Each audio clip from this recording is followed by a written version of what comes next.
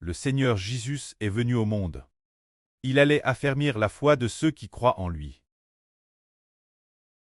Tout comme une maison. Lors de la construction d'une maison, il faut poser des fondations solides. Se dire qu'il y a 12 fondements. Ces 12 fondements sont tous bâtis sur le Christ, pour que la foi de ces 12 apôtres en lui soit ferme. Ainsi, le royaume des cieux est devenu stable, comme nous voyons dans l'Apocalypse qu'il y a 12 fondements. Ces 12 fondements sont-ils solides? TRS solide. Que signifie très solide?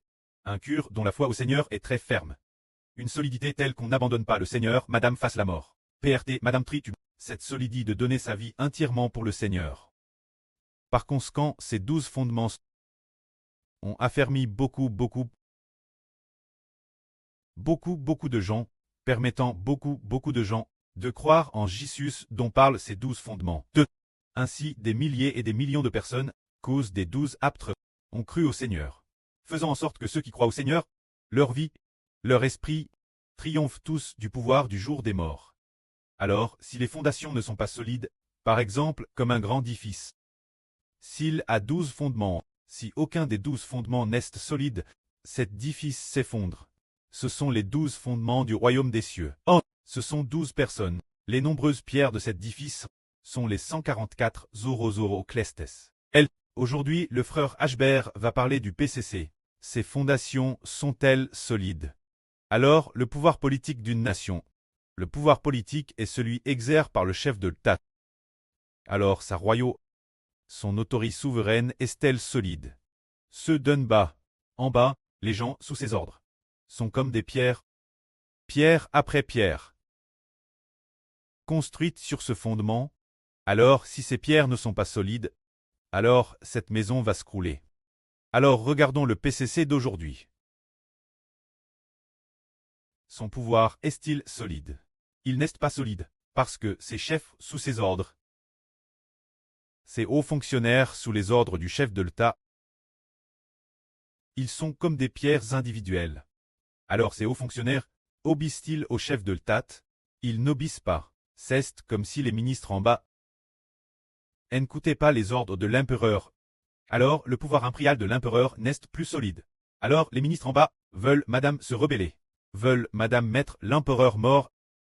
Alors le pouvoir impérial de l'empereur n'est pas solide. Alors le pays sombrera bientôt dans le chaos.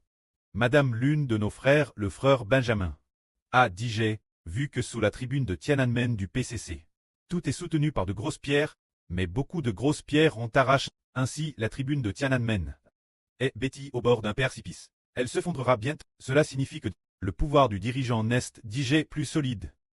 Normalement, il est au pouvoir depuis PRS de 15 ans. Il devrait être encore plus solide.